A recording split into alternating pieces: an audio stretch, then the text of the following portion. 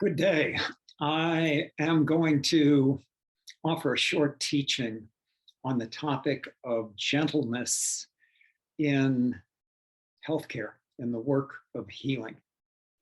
Gentleness is akin to and completely consistent with kindness, right? And it's consistent with our naturopathic principle of first, do no harm, which stopping the harm, that's pretty cool, right? Standing up to stopping the harm, and the harm here within our own selves. We harm ourselves in a lot of ways, speaking for myself.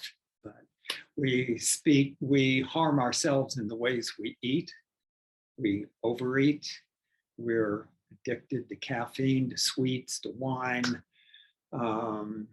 We eat too many carbs, on and on.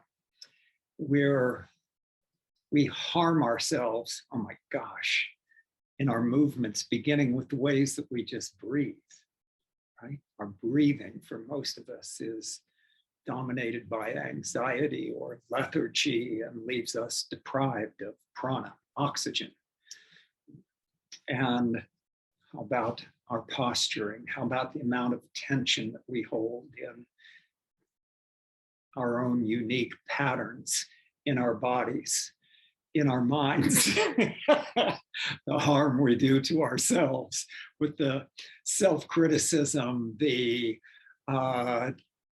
being overly concerned about what other people think about us, the ways that we talk to ourselves, the being addicted to a state of anxiety, to fear, sadness, hopelessness, terrible harm that we're doing to ourselves, feels terrible, as well as the harm in relationships of struggling to conceal our own truth, let alone tell it, to conceal it, and the work that it takes to do that, to be dishonest, to misrepresent ourselves because we don't want to hurt somebody else, or we're afraid that they would hurt us if we revealed ourselves to them authentically.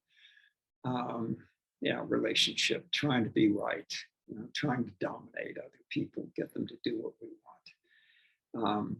So we harm ourselves. I find for myself, it takes it takes gentleness with myself to say to myself, Charlie, it's okay if you're doing these things. It's okay if you're doing something that is altogether stupid, addictive, harmful. That's okay. I'm going to love you anyway. And so let's explore what you might be doing that harms yourself. And then when I find what it is that I'm doing that harms me, which does not take a lot of digging, by the way, as I discover this, then there's the challenge of admitting this and admitting that I want to change this. Like, I want to stop drinking coffee. Really? I mean, that's open for debate. I can refuse to look at these. Obviously, I have refused to look at these behaviors. Otherwise, I'd be fast at work on them. In bringing myself to be able to look at these, again, it requires a gentleness. Charlie, it's okay to talk about these things.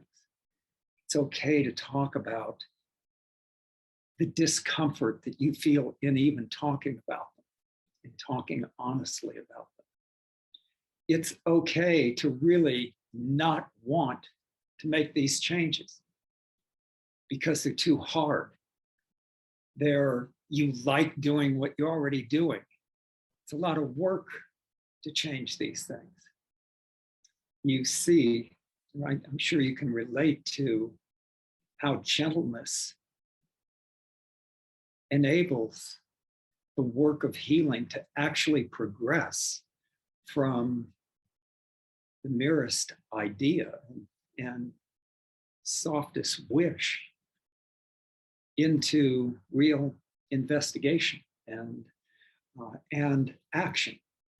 Then in taking action, in attempting to change any of these compulsive, habitual, deeply seated habits that we have, it's hard work. Right? Because why is it hard? Because we're living against what we habitually like to do. And we resist doing it. We resist making the change, and we fail all the time. All the time. Every day, I'm failing myself. Being gentle with myself allows me to admit this, allows me to say, yeah, this is so hard. I want to quit. I hate doing this. I just want to bag it. I've never succeeded at it anyway. Gentleness allows me to listen to that part of myself that wants to give up, that does not want to persevere. And by being gentle, just the sweet, being willing to listen to myself, to understand myself, that's everything. It's absolutely everything. Without gentleness, I'm left to whatever I can do without gentleness is the answer. Yeah, and with gentleness, I am regularly astonished at the things I take on. There's such scary things, I don't want to take them on. Cold showers, simple example. Quitting drinking tea, caffeine, right? Sitting with poise. Again and again, coming back to a graceful, relaxed, open posture. All of these things. I find that my patients are able to take these on and to make progress they've not ever been able to make before, ever, because of being gentle with themselves.